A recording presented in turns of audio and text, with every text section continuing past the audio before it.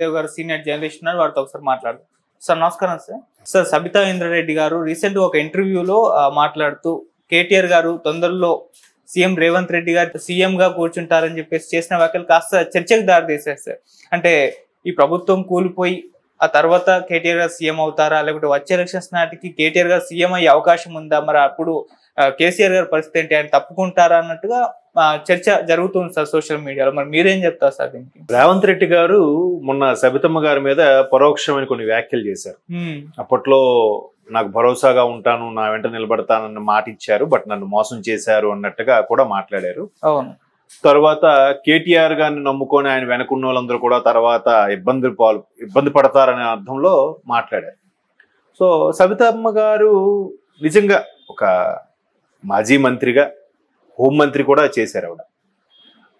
ఇంకోటి ఏంటంటే ఆవిడకి చాలా మంది ముద్దు పేరు చేవెళ్ళ చెల్లెమ్మ అనేవారు. రాజశేఖర రెడ్డి గారు పాదయాత్ర ప్రారంభించినప్పుడు కూడా ఫస్ట్ సబితా ఇంద్రారెడ్డి గారి దగ్గరికి వెళ్ళి ఆమెతో ఆమె ఆశీర్వాదం అంటే ఆమె శుభాకాంక్షలు తీసుకొని పాదయాత్ర స్టార్ట్ చేశారంట. చాలా మంది చెప్పారంట ఆమె దగ్గరికి వెళ్ళడం ఏంటి అంటే, అప్పటికే ఏదో రకరకాలుగా భర్త పూర్వ సుహాసిని కదా ఆవిడ, అందువల్ల యుద్ధం అని చెప్పినా కూడా రాజశేఖర రెడ్డి గారు లేదు, నాకు సబితమ్మ అంటే నా సొంత చెల్లెల కన్నా ఎక్కువ అని చెప్పి అక్కడ నుంచి స్టార్ట్ చేశారు. ఆ ఇమేజ్ అలాగే ఉంది.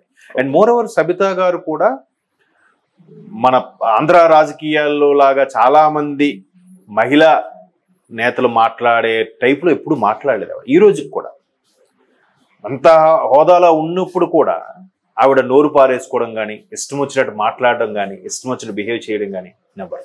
అది ఉందాతనం అంటే ఏ పార్టీ అనేది అనవసరం. అది పార్టీలు అంటే అది వాళ్ళ వ్యక్తిగతం. వాళ్ళు ఇందులో ఉంటారు, రేపు అందులో ఉంటారు. ఆవిడ కూడా కాంగ్రెస్లో ఉన్న ఆవిడే, తర్వాత బీఆర్ఎస్లోకి వెళ్ళారు, మళ్ళీ రేపు కాంగ్రెస్లోకి వచ్చిన ఆశ్చర్యపోకలేదు, వాళ్ళు ఇష్టం. బట్ అట్లాంటి హుందాగుండే ఆవిడ ఎప్పుడు ఏ వివాదాల్లో కానీ, లేదంటే ఈవిడ పలానా ఆవిడని ఇలా అన్నారని కానీ, అసెంబ్లీ సాక్షిగా ఇలా నోరు పారేసుకున్నారని కానీ ఎప్పుడు చేయలే. ఆవిడ ఎప్పుడు వార్తల్లో నిలబడలే, అంతా ఉందాగా ఉన్నారు.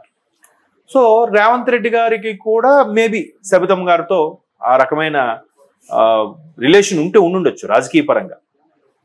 బట్ రేవంత్ రెడ్డి గారు ఒక సందర్భంలో ఇలా అన్నారు, ఆమె నమ్ముకున్నాను నేను, బట్ ఆమె నన్ను చీట్ చేశారు అన్నట్టుగా ఏదో మాట్లాడారు.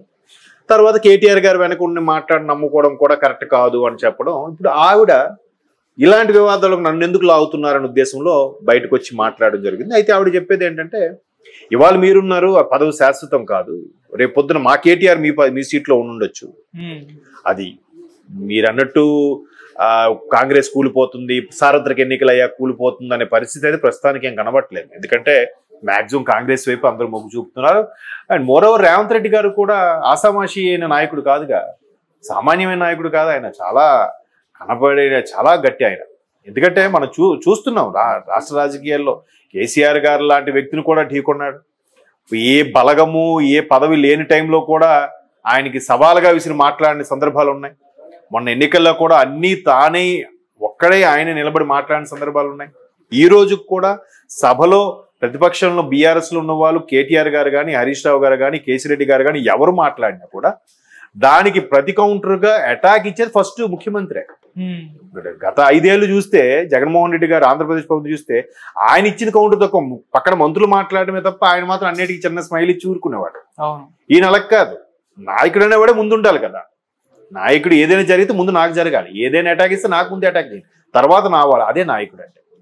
అలాగే రేవంత్ రెడ్డి గారు ఎవరైనా నిన్న దానం గారు సభా సాక్షిగా కొన్ని రకాల పదాలు మాట్లాడారు. బట్ తెలంగాణలో సర్వసాధారణమైన పదాలు ఏది, కాంగ్రెస్ ను సంబంధించే వాళ్ళకి ఈ పదాలు, సంబంధించిన వాళ్ళకి ఆ హుందా స్థానంలో ఉండే వాళ్ళు అసెంబ్లీ సాక్షిగా 5 కోట్ల ప్రజల సాక్షిగా ఉండే వ్యక్తులు అలాంటి మాటలు మాట్లాడకూడదు, అది వాస్తవం. బట్ అక్కడ ఇది తెలంగాణలో అవి నిన్న ఆయన వాడిన పదజాలాన్ని కూడా సర్వసాధారణ పడారు. ఫ్రెండ్స్ లో కూడా రిలేషన్స్ కూడా మాట్లాడుకుంటూ ఉంటారు, నేను చాలా సందర్భాలు చూశాను నేను. అయితే ఇక్కడ ఆ విషయంలో కూడా రేవంత్ రెడ్డి గారు మళ్ళీ నిలబడి దానం నాగేంద్ర గారిని కూడా కవర్ చేసి కప్పిపుచ్చే ప్రయత్నం కూడా చేశారు. సో అలాంటి రేవంత్ రెడ్డి గారు ఇప్పుడు ఈవిడ ఇలా అనడం వల్ల మళ్ళీ రేపు ఈయన ఖచ్చితంగా కౌంటర్ కూడా చేస్తారు. అంటే మీరు అలాంటి పగటకాల్లో కానొద్దానో ఏదో ఒకటి అంటారు. బట్ కేటీఆర్ లాంటి వ్యక్తి సమర్థనీయుడు, మేధావి, మంచి వక్త, డిఫరెంట్ కమ్యూనికేషన్ స్కిల్స్ ఉన్న పర్సన్. కాబట్టి నాయకత్వ లక్షణాలు అయితే ఉన్నాయండి. కాబట్టి ఇప్పుడు కాకపోతే రేపు పొద్దున ఏమంటే వార్డులు బళ్ళు అవుతాయి చెప్పలేం. 2 ఏళ్ళు కంటిన్యూస్గా అధికారం ఉంది, 3వసారి అధికారం చేజారడం అనేది సర్వసాధారణం, తప్పేం కాదు. అది భారీ ఓటమి కూడా కాదు. 3వ వంతు సీట్లు తెచ్చుకున్నారు బీఆర్ఎస్ వాళ్ళు. బట్ ఇప్పటికీ నమ్ముకొని ఉన్న వాళ్ళు ఉన్నారు, కొంతమంది పక్క చూపులు చూసేవారు కూడా ఉన్నారు. 9 మంది ఎమ్మెల్యేలు 6 ఎమ్మెల్సీలు ఆల్రెడీ కాంగ్రెస్ తీర్థం పుచ్చుకున్న వాళ్ళు కూడా ఉన్నారు. ఇప్పుడు నిన్న దానం గారు బీఆర్ఎస్ తరపున గెలిచినా కూడా కాంగ్రెస్ వైపు ఫేవర్ గా ఉండి మాట్లాడిన సందర్భాలు ఉన్నాయి. సో అవన్నీ పక్కన పెడితే సబితా గారు మాత్రం ఎప్పుడు వివాదాలకి తావివ్వలేదు. ఆవిడ ఎప్పుడు వివాదాలకు సంబంధించి మాట్లాడలేదు.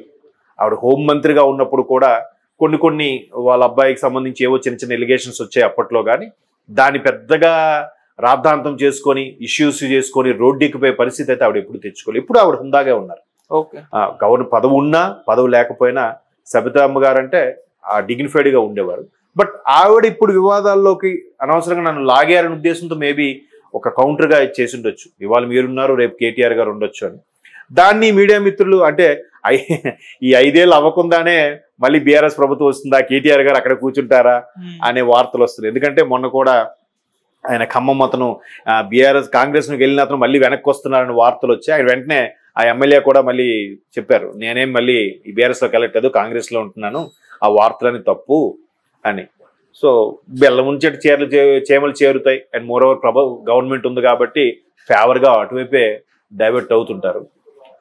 బీఆర్ఎస్ అప్పుడే మేబీ నెక్స్ట్ ఎలక్షన్ చూడాలి. ఇప్పుడైతే రేవంత్ రెడ్డి గారి ప్రభుత్వం చాలా స్ట్రాంగ్ గా ఉంది. ఆయన కూడా చాలా పవర్ఫుల్ గా ఉన్న పర్సన్. ఆటోమేటిక్ గా పదవి ఉండేసరికి ఆ అగ్రెసివ్నెస్ వస్తుంది ఎవరికైనా, ఆ తేజస్సు అవి వచ్చేస్తాయి. సో ఆయనకి ఏదో గత పరిచయాల్లో నొప్పి కలిగించిన అంశమే సబితా గారు మాట్లాడారు. సబితా గారు కూడా ఈ విధంగా మాట్లాడారు. దీంట్లో పెద్ద గవర్నమెంట్ పడిపోతుంది అనుకోవడం లేదు. నెక్స్ట్ మళ్ళీ గవర్నమెంట్ వచ్చినప్పుడు కేటీఆర్ గారు ఆ ప్లేస్ లో కూర్చుంటారనే సందర్భంలో మాట్లాడి ఉండొచ్చు.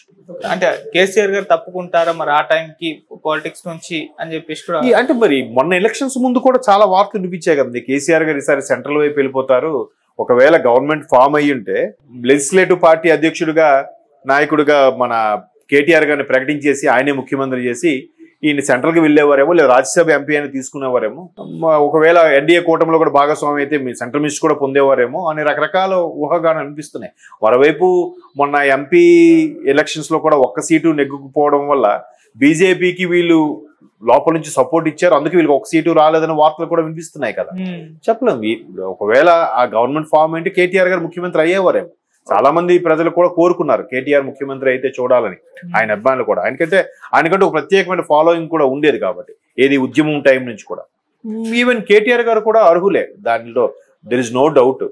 బట్ అన్ టైంలో ఒకరికే ఉండదు కదా. చూద్దాం మరి నెక్స్ట్ ఎలక్షన్స్ కూడా కేటీఆర్ గారు పూర్తి స్థాయి నాయకుడిగా అయితే ఈలో ఫుల్ మెజారిటీ వస్తే కేటీఆర్